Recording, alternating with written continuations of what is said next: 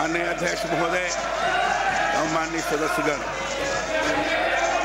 16वीं विधानसभा के प्रथम सत्र में आपको संबोधित करते हुए मुझे अत्यंत हर्ष हो रहा है। यह बहुत ही प्रसन्नता का विषय है कि हाल ही में हुए राज्य के 16वीं विधानसभा के चुनाव निर्विघ्न, स्वतंत्र और शांतिपूर्ण संपन्न हुए।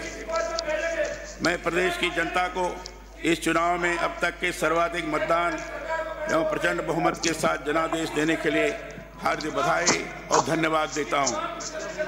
मैं समस्त नवनिर्वाचित विधायकों को शुभकामनाएं देता हूं तथा आशा करता हूं कि माननीय सदस्य राजस्थान के विकास से संबंधित मुद्दों को विधानसभा में प्रभावी ढंग से रखकर प्रदेश के सर्वांगीण एवं चहुमुखी विकास में अपना सक्रिय योगदान देंगे। मैं समस्त माननीय सदस्यों का अभिनंदन करता हूं तथा सदन के माध्यम से माननीय सदस्यों एवं प्रदेशवासियों को नववर्ष 2024 की हार्दिक शुभकामनाएं देता हूं। राजस्थान में लोकतंत्र की प्राचीन परंपरा रही है। हमारे प्रदेशवासी समय समय पर ऐतिहासिक निर्णय कर लोकतंत्र की परिपक्वता का संदेश देते रहे हैं।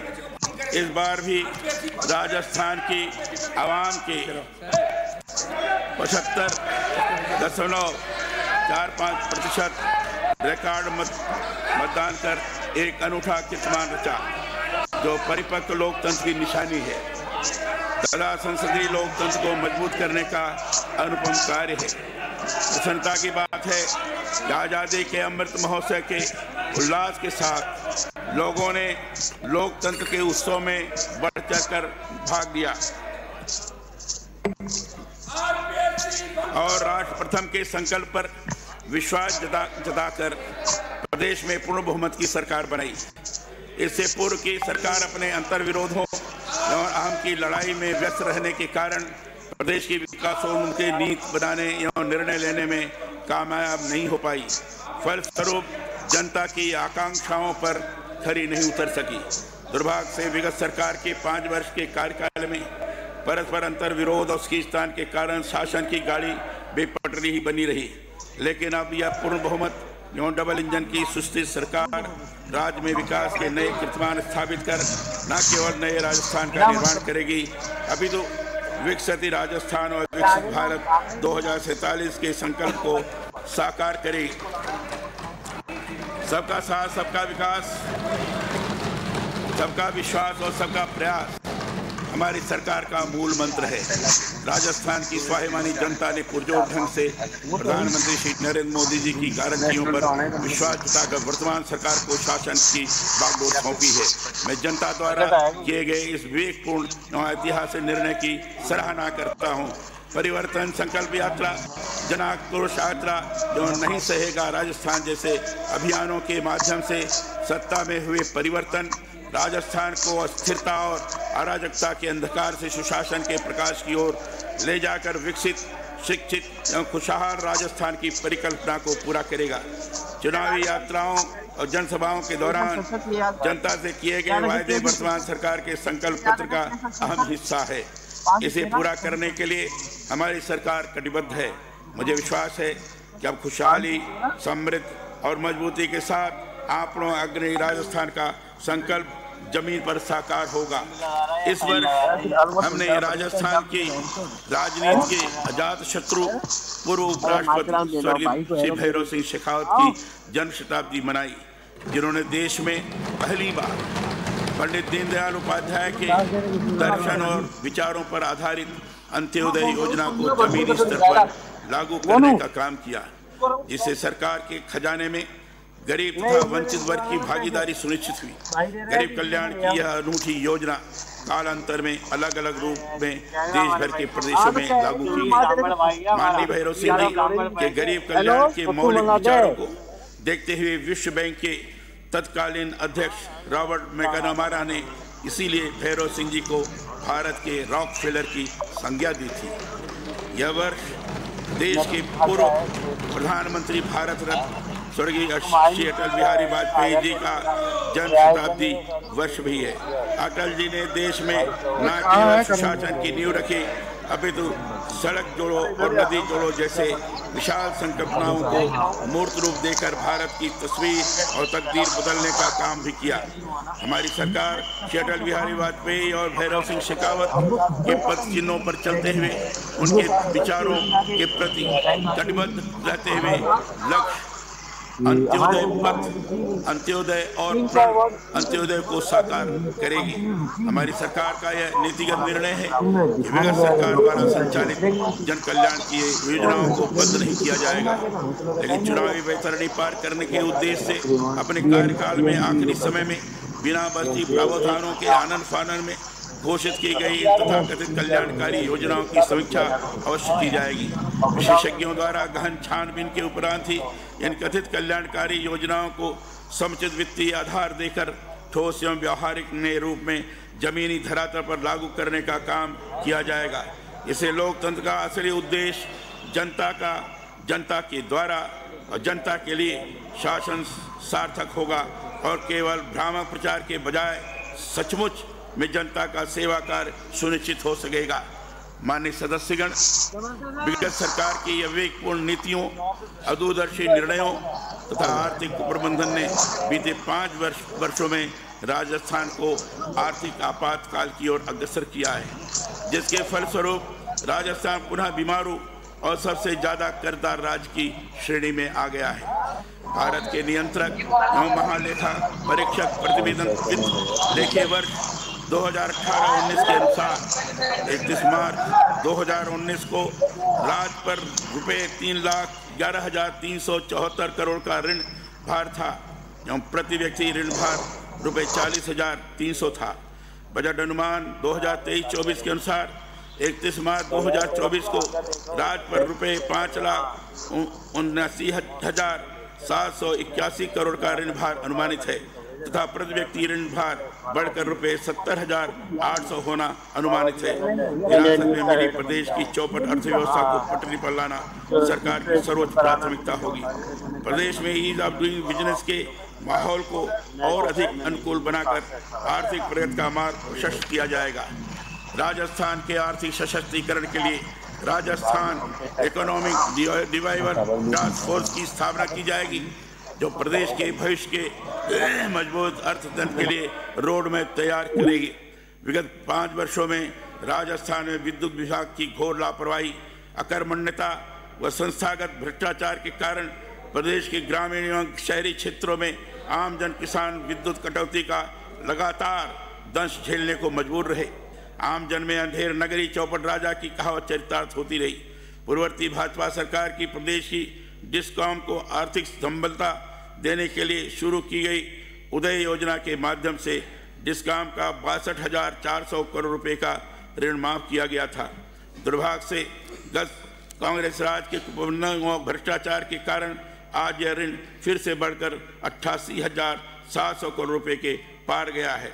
किसानों को कृषि कनेक्शन दिए जाने के टर्नकी प्रोजेक्ट, विदेश से महंगा कोयला खरीद, कोयला धुलाई और निजी विद्युत उत्पादनकर्ताओं से महंगी दरों पर बिजली खरीद में गत सरकार के कार्यकाल में हुए संस्थागत भ्रष्टाचार की जांच करवाकर दोषियों के विरुद्ध कार्रवाई करते हुए विद्युत तंत्र को सुदृढ़ किया जाएगा।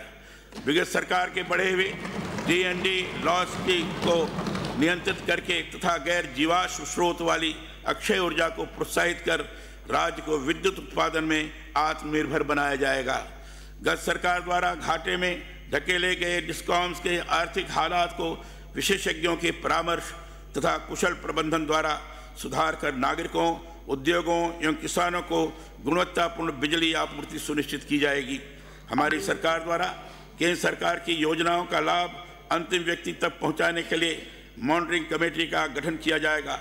गरीबी उन्मूलन को लेकर सरकार का संकल्प एक वास्तविक संकल्प है, जो आपनों अग्रणी में उल्लिखित संकल्प पत्र में भी झलकता है।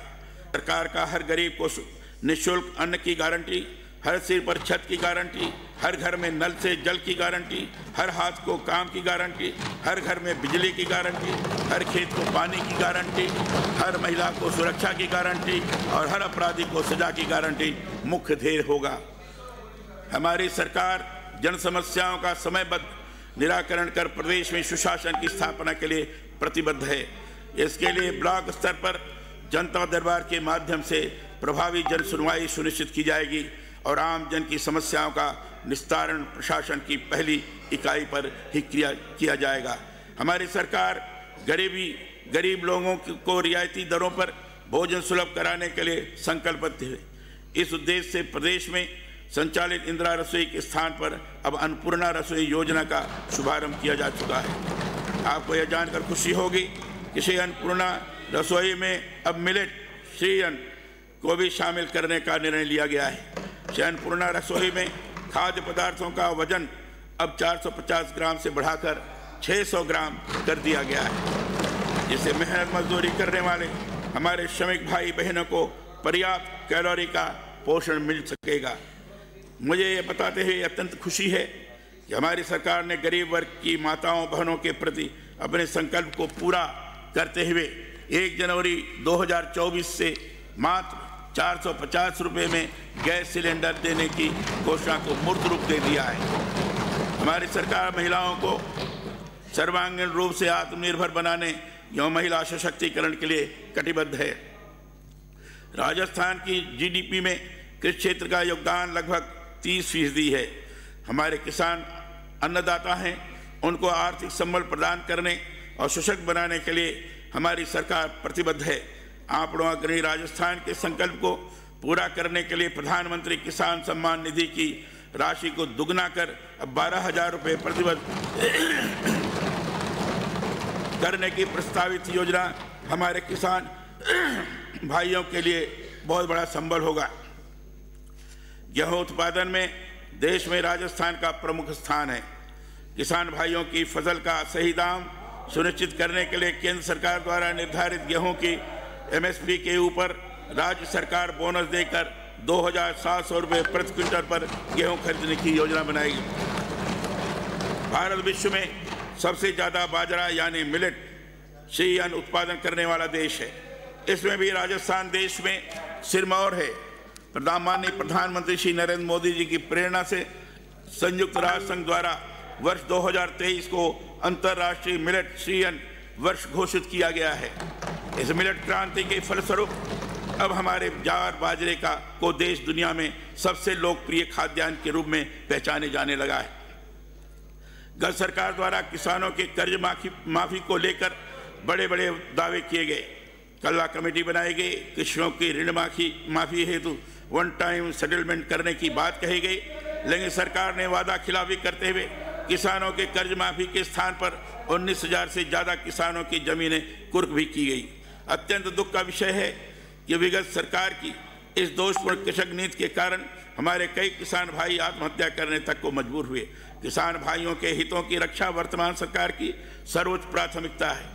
पिछली सरकार के कार्यकाल में जिन किसानों की जमीनें नीलाम हुई थी, उनको बिना विलंब किए उचित एवं सम्मानजनक मुआवजा देने के लिए व्यावहारिक मुआवजा नीति निर्धारित की जाएगी। किसान भाइयों को खाद बीज से लेकर बाजार तक किसी तरह की परेशानी का सामना नहीं करना पड़े, इसके लिए प्रदेश में सुगम व्यवस्था तैयार की जाएगी। उर्वरकों की जमाखोरी एवं कालाबाजारी रोकने के लिए fertiliser distribution regulatory task force का गठन किया जाएगा। पूर्वी राजस्थान के 13 जिलों में पेयजल उपलब्धता और 2 लाख हेक्टेयर क्षेत्र में सिंचाई सुविधा उपलब्ध कराने के उद्देश्य से पूर्ववर्ती भाजपा सरकार के समय ईस्टर्न राजस्थान कैनाल परियोजना ERCP की DPR तैयार की गई थी, लेकिन इस पर गत सरकार ने ठोस कार्य करने की बजाय इस परियोजना पर केवल राजनीति करने का काम किया। गत कांग्रेस सरकार द्वारा 23 जनवरी 2023 को महामहिम राज्यपाल के अभिभाषण के पैरा 170 में ईस्टर्न राजस्थान कैनाल परियोजना ERCP को वर्ष 2051 तक पूरा करने की बात कही गई थी, जो इस बात का द्योतक है कि सरकार 28 वर्षों तक इस योजना को भटकाना चाहती थी। इतने लंबे अरसे में तो 2-2 पीढ़ियां तक बदल जाती हैं।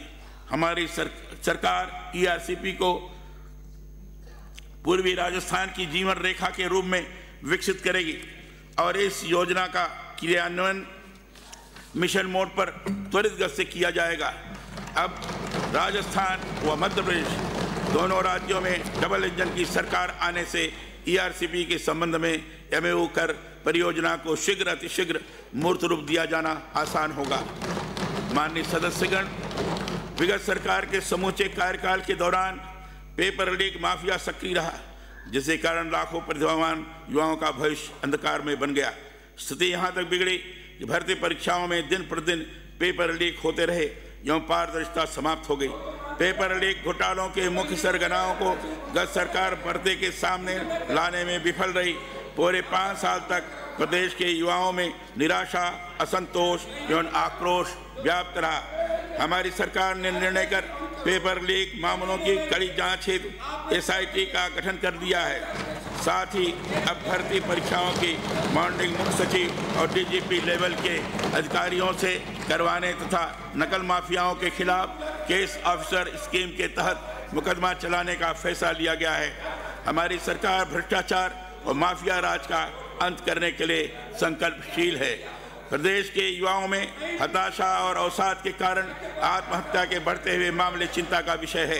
युवाओं की काउंसलिंग और मार्गदर्शन के माध्यम से उनको तनावपूर्ण स्थिति से बाहर डालने या उनकी ऊर्जा का रचनात्मक कार्यों में उपयोग करने के लिए प्रदेश के प्रमुख शहरों में युवा साथी केंद्र स्थापित किए जाएंगे। हमारी सरकार प्रदेश के समस्त विद्यार्थियों को पूर्णतः आश्वस्त करती है कि प्रदेश में अब ना तो नौकरी की लूट होगी और ना ही पेपर लीक होगा। विद्यार्थियों को KG से PG यानी प्राथमिक विद्यालय से विश्वविद्यालय तक की मुफ्त गुणवत्तापूर्ण शिक्षा देने की गारंटी सरकार के संकल्प पत्र में निहित है, जिसे समयबद्ध रूप से पूरा किया जाएगा। भ्रष्टाचार और अपराध मुक्त राजस्थान बनाना वर्तमान डबल इंजन की सरकार का प्रमुख लक्ष्य है। इस शांतिपूर्ण प्रदेश में कानून का शासन सुनिश्चित करने में यह सरकार कोई कोर कसर नहीं छोड़ेगी। इस क्रम में सरकार ने सत्ता की बागडोर संभालते ही अहम निर्णय लेते हुए एक्शन मोड पर कार्य शुरू कर दिया है। परिणाम स्वरूप करीब 10,000 अपराधियों के विरुद्ध कानून सम्मत कार्रवाई की गई है। पूर्ववर्ती सरकार की नीतियों के कारण विगत 5 वर्षों में प्रदेश में भ्रष्टाचार चरम पर रहा।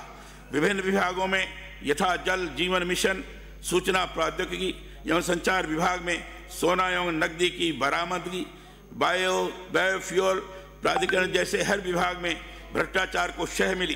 प्रदेश में पनप रहे भ्रष्टाचार को रोकने की जिम्मेदारी राज्य सरकार की थी, लेकिन उस पर अंकुश लगाने की बजाय राज्य की पूर्ववर्ती सरकार ने भ्रष्टाचार की CBI को अनुसंधान की सामान्य स्वीकृति न देने से जैसे अनुचित निर्णय लिए, जिससे विदित है कि राज्य सरकार की भ्रष्टाचार को रोकने की कोई मंशा नहीं थी। इससे भ्रष्टाचार को प्रोत्साहन मिला। ACB की जांच में सजा योग्य पाए गए प्रकरणों में भी पूर्ववर्ती सरकार ने न तो कोई ठोस कार्रवाई की और न ही अभियोजन स्वीकृति प्रदान की। हमारी सरकार ने भ्रष्टाचार पर मजबूत प्रहार करने की दिशा में दृढ़ इच्छा शक्ति से निर्णय लेते हुए प्रदेश में भ्रष्टाचार के प्रकरणों में CBI द्वारा अनुसंधान की शक्तियां बहाल कर दी है। प्रदेश में भ्रष्टाचार पर अंकुश के लिए आगे भी ठोस एवं कड़े निर्णय किए जाएंगे। राजस्थान में कानून व्यवस्था को पटरी पर लाने और प्रदेश में परिशांति कायम करने के लिए एंटी गैंगस्टर टास्क फोर्स का गठन किया गया है तथा प्रदेश में बढ़ते हुए साइबर अपराधों की रोकथाम के लिए साइबर सुरक्षा रणनीति तैयार कर प्रभावी रूप में क्रियान्वित करने हेतु कवायद शुरू कर दी गई है। राजस्थान में गत सरकार ने महिला उत्पीड़न और दुष्कर्म के मामले बड़े पैमाने पर सामने आए, जिससे राजस्थान महिला दुष्कर्म के मामले में देश भर में पहला पायदान पर रहा। फलस्वरूप वीरों विभूतियों की यह गौरव भूमि बार बार कलंकित और शर्मसार हुई। हमारी मुख्य प्राथमिकता मातृशक्ति को समुचित शिक्षा देकर प्रदेश का ऐतिहासिक मान सम्मान और गौरव पुनः लौटाना है। राज्य सरकार महिलाओं के खिलाफ होने वाले अपराधों को सख्ती से रोकेगी। हमारी सरकार ने संकल्प लिया है कि राजस्थान को महिलाओं के लिए देश का सर्वाधिक सुरक्षित प्रदेश बनाएंगे। सभी प्रमुख शहरों में एंटी रोमियो स्क्वाड के गठन को पूरी मजबूती और मुस्तैदी से लागू किया जाएगा। पुलिस बल में महिलाओं की भागीदारी बढ़ाने के भी प्रयास किए जाएंगे। हमारी सरकार घुमंतु समुदाय के आवश्यक दस्तावेज जैसे वोटर ID कार्ड, आधार कार्ड, जात प्रमाण पत्र, मूल निवास प्रमाण पत्र आदि बनाने के लिए शिविर लगाएगी। उस समुदाय के परिवारों के लिए आवासीय पट्टे, सुरक्षित आवास, स्वच्छ पेयजल, शिक्षा और स्वास्थ्य बीमा जैसा बुनियादी सुविधाएं सुनिश्चित करेगी। हमारी सरकार अनुसूचित जाति एवं अनुसूचित जनजाति के लिए आरक्षित सभी सरकारी पदों को प्राथमिकता से भरेगी।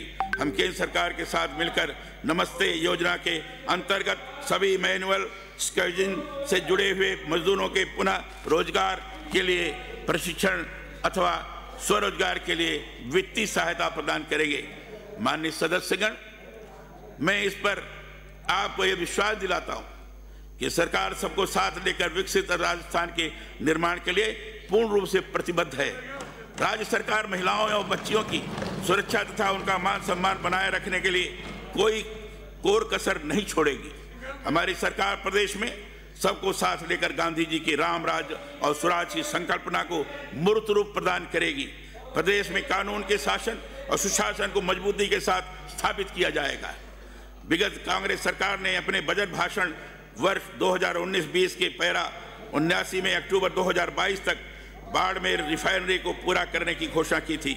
दुर्भाग्य कि गत सरकार की लेट लतीफी एवं इच्छा शक्ति के अभाव के कारण आज रिफाइनरी मूर्त रूप लेकर प्रारंभ नहीं हो पाई है तथा इस मूल परियोजना की लागत 37,000 करोड़ रुपए से बढ़कर 75,000 करोड़ रुपए को पार कर गई है।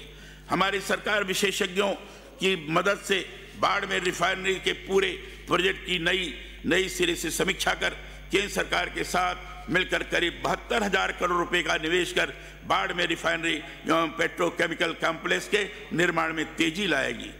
राजस्थान में माननीय प्रधानमंत्री श्री नरेंद्र मोदी जी के नेतृत्व में केंद्र सरकार की विकसित भारत संकल्प यात्रा 16 दिसंबर 2023 से शुरू होकर 26 जनवरी 2024 तक पूरे प्रदेश में आयोजित की जा रही है।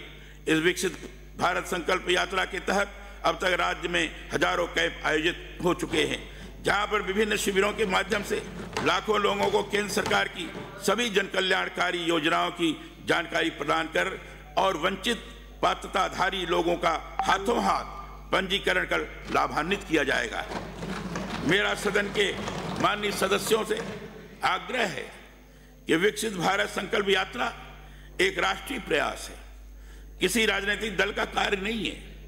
यह एक पवित्र कर्तव्य है। इसमें विकसित राष्ट्र निर्माण के बृहद उद्देश्य के साथ विकसित राजस्थान के ध्येय को सामने रखकर सभी प्रदेशवासियों को सक्रिय रूप से भाग लेना चाहिए। केंद्र सरकार द्वारा वर्ष 2025 तक हर घर में नल से जल पहुंचाने के उद्देश्य से जल जीवन मिशन योजना संचालित की जा रही है, लेकिन दुर्भाग्य रहा है कि फर्जी अनुभव प्रमाण पत्रों, घटिया सामग्रियों और टेलर मेड टेंडरों के माध्यम से गत सरकार द्वारा किए गए भ्रष्टाचार के कारण इस योजना का लाभ प्रदेश की जनता को नहीं मिल सका। इस महत्वाकांक्षी योजना की रैंकिंग में राजस्थान देश में सबसे निचले यानी 33वें पायदान पर पहुंच गया है। हमारी सरकार का संकल्प है कि जल जीवन मिशन के निर्धारित लक्ष्यों को समयबद्ध पूरा कर जहां एक ओर प्रदेश की जनता को योजना का लाभ दिलवाया जाएगा, वहीं दूसरी ओर जल जीवन मिशन योजना में गत सरकार के कार्यकाल में हुए घोटालों और शिकायतों की जांच करवाकर दोषियों के खिलाफ सख्त कार्रवाई की जाएगी। मध्य प्रदेश राजस्थान में देश के कुल धरातलीय जल संसाधनों का केवल 1% हिस्सा उपलब्ध है। हमारी सरकार जल संरक्षण के लिए भूजल संरक्षण एवं प्रबंध बोर्ड गठित करेगी तथा अन्य जल प्रदाय योजनाओं के कार्य को भी प्रतिबद्धता के साथ आगे बढ़ाएगी।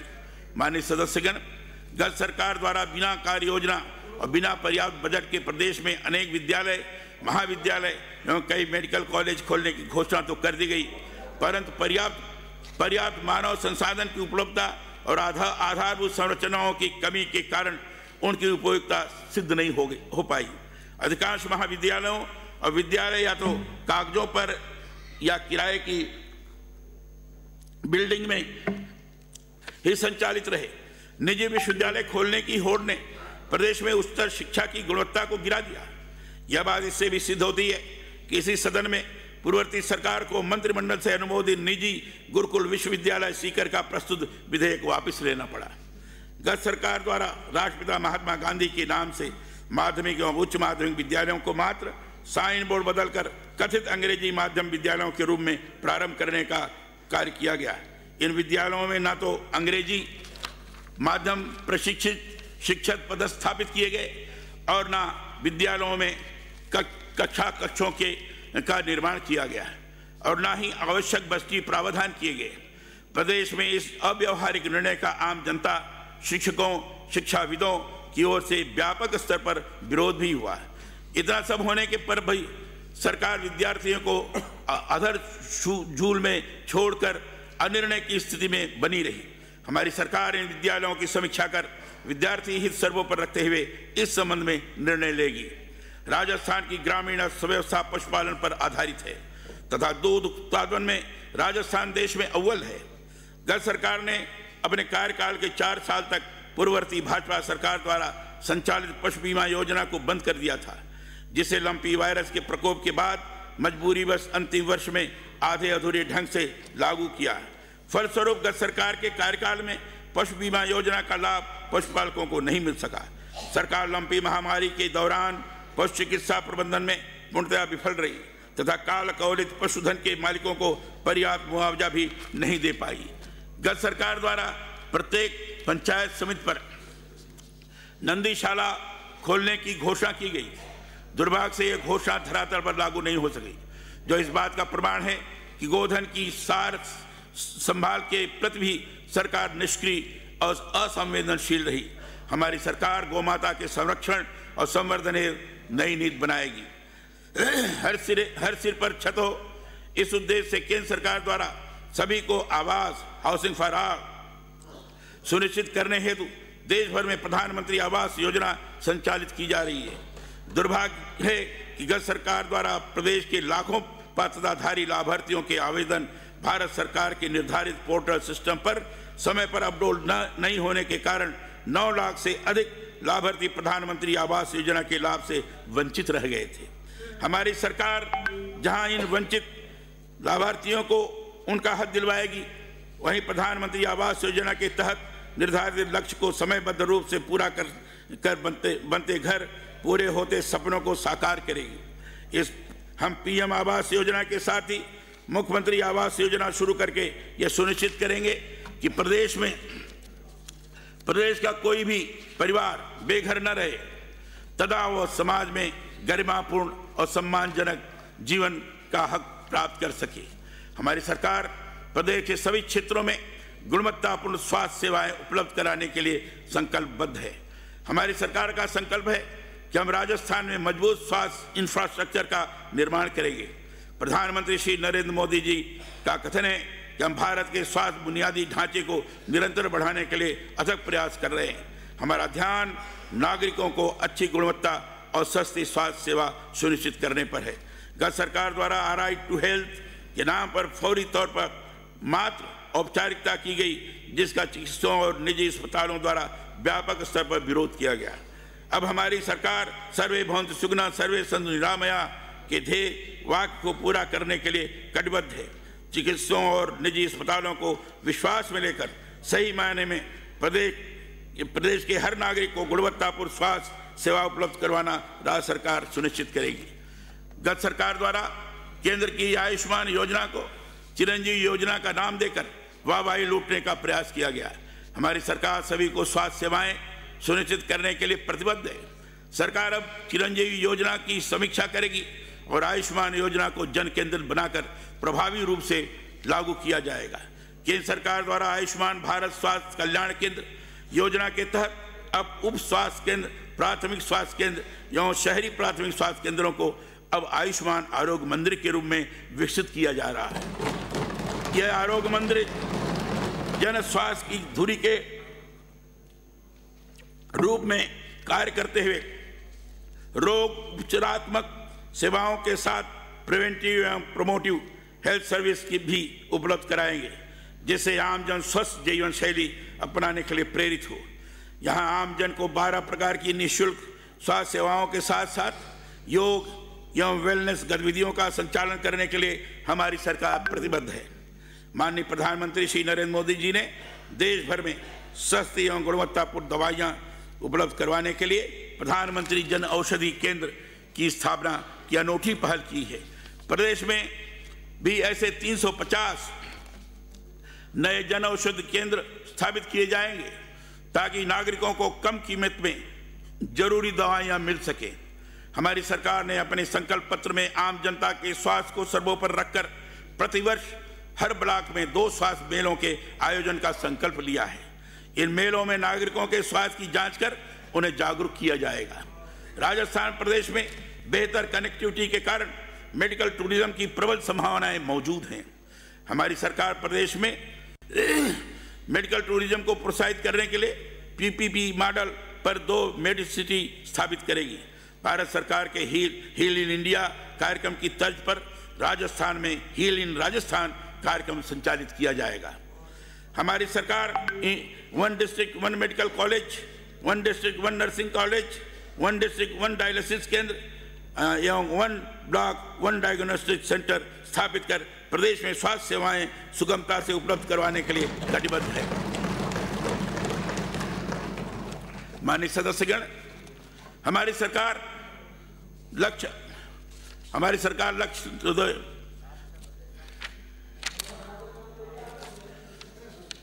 मूल मंत्र के साथ प्रत्येक वर्ग के उत्थान के लिए प्रतिबद्ध है। इसके लिए आपनों अग्रणी राजस्थान संकल्प पत्र को नीतिगत दस्तावेज का रूप दिया गया है। हमारे संकल्प पत्र में खुशहाल किसान, सुरक्षित समाज, सशक्त महिला, उत्कृष्ट शिक्षा, समर्थ युवा, आरोग्य प्रदेश, कुशल प्रशासन, मजबूत कानून व्यवस्था, गौरवशाली विरासत, अद्वितीय पर्यटन, प्रबल अर्थव्यवस्था एवं उद्योग तथा सुदृढ़ आधारभूत संरचना के लिए प्रतिबद्धता दर्शाई गई है। आपनों अग्रणी राजस्थान संकल्प पत्र की इन प्राथमिकताओं को अक्षरशः धरातल पर उतारने के लिए हमारी सरकार कटिबद्ध है। जन आस्था से जुड़े पर्वतों पर हो रहा अवैध खनन हमारे लिए चिंता का विषय है। इससे जहां एक और कानून व्यवस्था की स्थिति प्रभावित हो रही है, वहीं आम जन में रोष है। अवैध खनन से पर्यावरण को खतरा होने से पारिस्थितिकी संतुलन पर भी प्रतिकूल असर पड़ता है। हमारी सरकार अरावली, आदिबद्री एवं कनकांचल सहित प्रदेश के अन्य पर्वतीय क्षेत्रों में हो रहे अवैध खनन को सख्ती से रोकेगी। राज्य में बढ़ता प्रदूषण हम सब के लिए गहन चिंता का विषय है। राजस्थान ग्रीन वार रूम की स्थापना कर प्रदूषण नियंत्रण के लिए सार्थक प्रयास किए जाएंगे। माननीय प्रधानमंत्री श्री नरेंद्र मोदी जी का सपना है कि देश के सभी शहर स्मार्ट सिटी बने। इसके लिए प्रदेश के 4 शहरों उदयपुर, जयपुर, अजमेर एवं कोटा को केंद्र की स्मार्ट सिटी मिशन योजना के तहत चयनित कर विकास कार्य करवाए जा रहे हैं। इसी क्रम में नगरीय विकास निकायों में आधारभूत सुविधाएं विकसित करने के लिए माननीय प्रधानमंत्री जी ने अटल नवीनीकरण एवं शहरी रूपांतरण मिशन अमृत योजना का शुभारंभ किया, लेकिन दुर्भाग्य से प्रदेश की पूर्ववर्ती सरकार इस परियोजना के प्रति उदासीन रही। फलस्वरूप आम जन को केंद्र की इस महत्वाकांक्षी योजना का अपेक्षित लाभ नहीं मिल सका। हमारी सरकार स्मार्ट सिटी मिशन और अमृत योजना का विस्तार कर इनके प्रभावी क्रियान्वयन के लिए कटिबद्ध है। सड़क मार्ग के साथ साथ सुरक्षित रेल मार्गों के विकास और अत्याधुनिक सुविधाओं से युक्त ट्रेनों के संचालन की दिशा में भी केंद्र सरकार ने दूरदर्शी विजन के साथ काम किया है।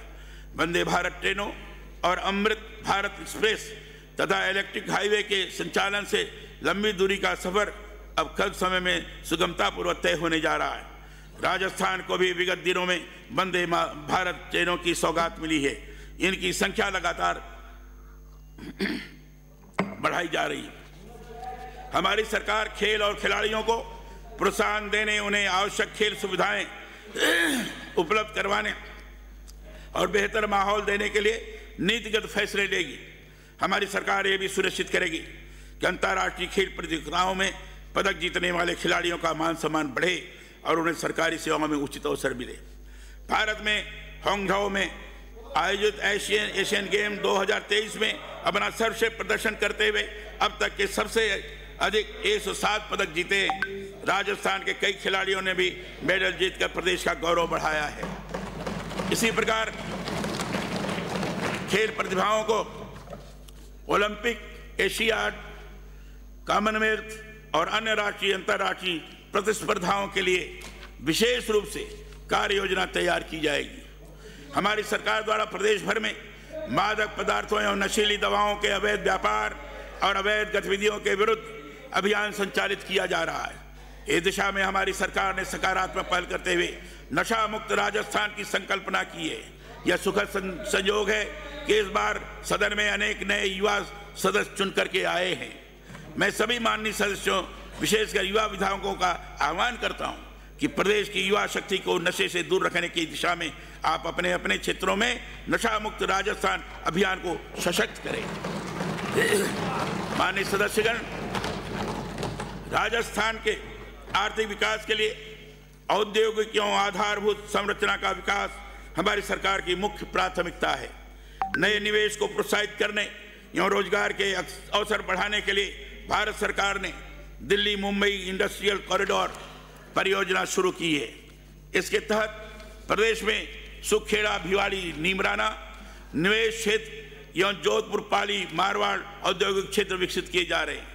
इसके साथ ही उत्पादों के सुगम एवं त्वरित आवागमन के लिए मल्टी मॉडल लॉजिस्टिक हब एवं नए एक्सप्रेसवे तथा रेल कॉरिडोर के निकट इंडस्ट्रियल कॉरिडोर की स्थापना की जाएगी। जेम्स ज्वेलरी, हैंडीक्राफ्ट और वस्त्र आदि के निर्यात में राजस्थान की विश्व पटल पर विशिष्ट पहचान है। हमारी सरकार निर्यात को बढ़ावा देने के लिए नए स्पेशल इकोनॉमिक जोन विकसित करेगी। नई एक्सपोर्ट प्रमोशन पॉलिसी तैयार की जाएगी। यहाँ ईज ऑफ डूइंग बिजनेस को प्राथमिकता दी जाएगी। इसी प्रकार एमएसएमई सेक्टर में रोजगार की अपार संभावनाओं को देखते हुए स्टार्टअप को प्रोत्साहित किया जाएगा। सर्विस डिलीवरी सिस्टम विकास की विभिन्न योजनाओं के क्रियान्वयन या रोजमर्रा की जरूरतों में सूचना प्रौद्योगिकी का उपयोग विगत वर्षों में तेजी से बढ़ा है। हमारी सरकार प्रदेश में ई गवर्नेंस एवं यम गवर्नेंस के साथ डिजिटल और पेमेंट सिस्टम को बढ़ावा देगी।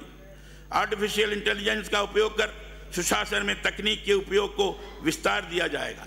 राज्य के विभिन्न भागों में ई गवर्नेंस परियोजनाओं में आर्टिफिशियल इंटेलिजेंस एवं मशीन लर्निंग आधारित तकनीक के उपयोग को बढ़ावा दिया जाएगा। एवं साइबर सिक्योरिटी पर विशेष ध्यान दिया जाएगा।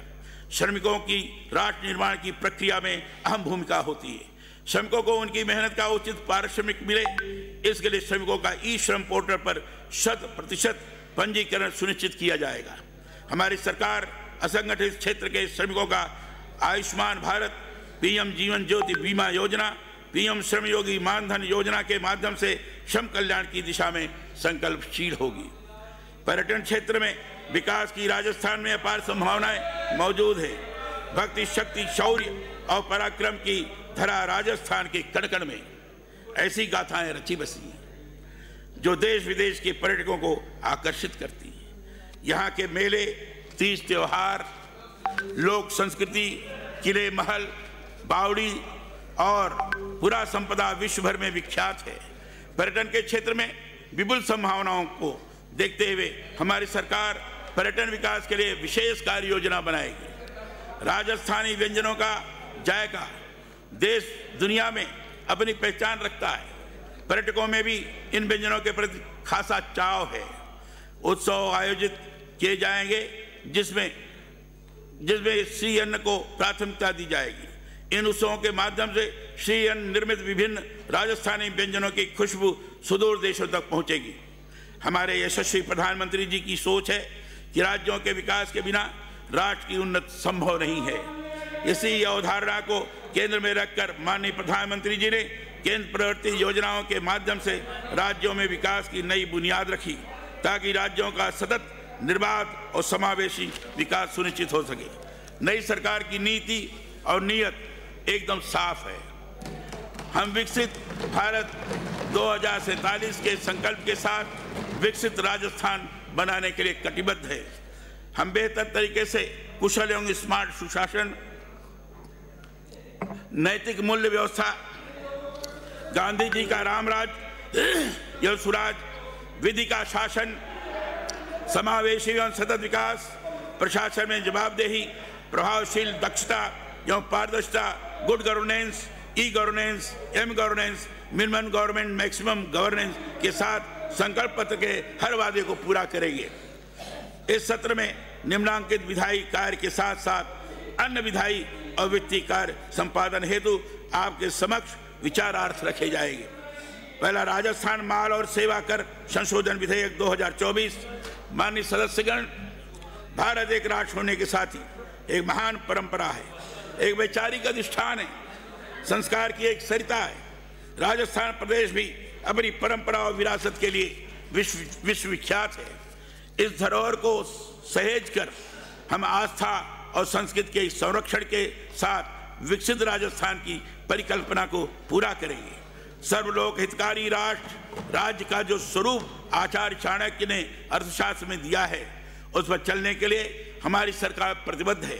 चाणक्य ने कहा है, प्रजा सुखे सुखम राज्यम प्रजानाम च हिते हितम ना तो प्रियम हितम राज्ञ प्रजानाम तु प्रियम हितम। अर्थात प्रजा के सुख में राजा का सुख है, प्रजा के हित में उसका हित है।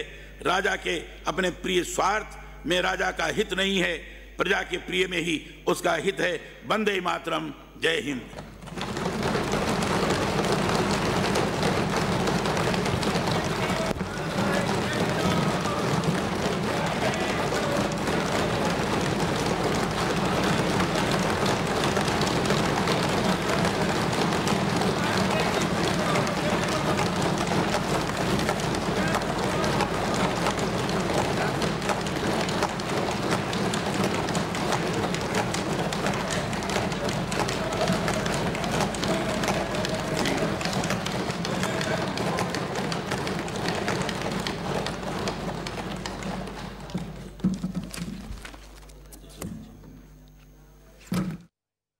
विधानसभा का सत्र शुरू हुआ। राज्यपाल कलराज मिश्र का अभिभाषण शुरू हुआ और कई महत्वपूर्ण बातें जो सरकार का विजन है, जो नई सरकार का विजन है, उसको राज्यपाल कलराज मिश्र ने सामने रखा। साथ ही साथ अभिभाषण जब शुरू हुआ तो साथ ही साथ विपक्ष का हंगामा भी देखने को मिला। विपक्ष के हंगामे में राज्यपाल अभिभाषण पढ़ रहे थे और उसके बाद जो आरएलपी सुप्रीमो आरएलपी विधायक हैं हनुमान बेनीवाल, उन्होंने हंगामा किया। वेल में आकर उन्होंने हंगामा किया और साथ ही साथ 16वीं विधानसभा का प्रथम सत्र आज से शुरू हुआ।